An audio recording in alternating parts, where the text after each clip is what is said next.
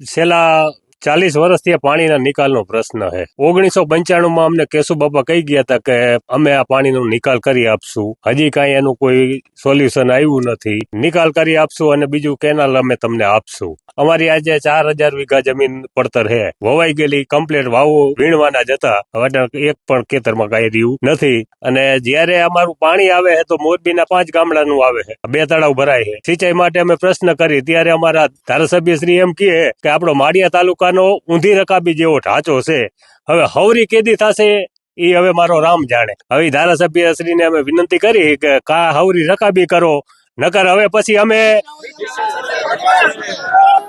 વારંવાર દર વર્ષે અમે રજૂઆત કરી. 1995 મારી ઉંમર 26 વર્ષની હતી અને અમારા ચોરાના ચોકમાં કેશુ બાપાની પહેલી સભા હતી ભાજપની. તેથી પહેલી જ ઉમેદવારી કાંતિલાલ અમૃતિયાની હતી.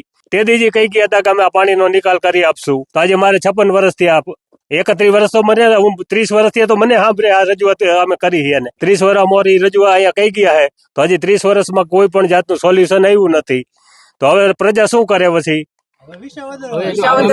હવે અમે આ ગાંધી ચિંધ્યા માર્ગે આંદોલન કરશું, રસ્તા રોકો કરશું અને ચક્કાજામ કરશું અને હવે અમે વિસાવદર દરબારી કરશું.